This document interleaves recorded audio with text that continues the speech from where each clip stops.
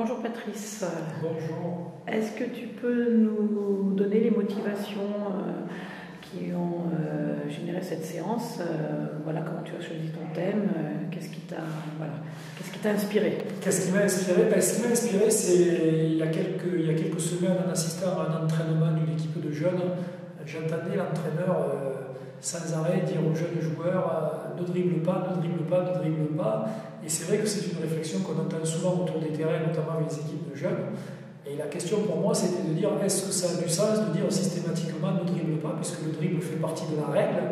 Et donc c'était d'essayer de voir en quoi le dribble par moment était une arme utile, voire très utile et très importante, et à quel moment le dribble était un problème au jeu. Et l'idée c'était non pas de dire aux joueurs à terme ne dribble pas, mais plutôt utilise bien le dribble au bon moment. Et donc c'était un peu à partir de cette réflexion générale que j'ai essayé de construire cette séance. D'accord, et comment tu situerais ça dans la formation? Là tu avais des joueurs de pôle, du pôle de Chartres. Est-ce que tu estimes que c'est le moment ou est-ce qu'on peut au contraire investir ces données-là beaucoup plus tôt, quoi? Alors, je pense qu'on peut le faire beaucoup plus tôt. Je pense que le dribble est quelque chose de très important, qui permet de jouer au handball. Le handball s'articule autour de quelques règles. La règle des 3 secondes, la règle des 3 appuis et la règle du dribble pour progresser.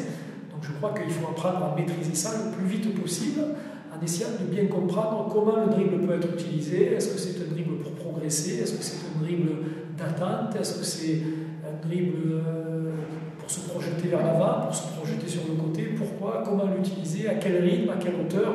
Je crois que ça, c'est quelque chose qu'il faut explorer très rapidement comme un élément technique de base. Et dans la séance, tu as beaucoup parlé de changement de rythme, d'aller prendre l'espace à côté du défenseur.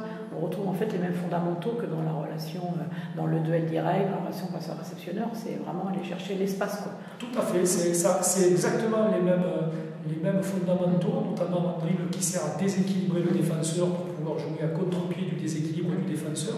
Ça relève exactement de la même logique, sauf que l'avantage, c'est que ça permet de jouer vraiment en un contre un, puisque pour se projeter vers l'avant, on n'est pas obligé d'utiliser la passe, mais on peut se servir de ce dribble pour se projeter vers l'avant. Ok, merci Patrick.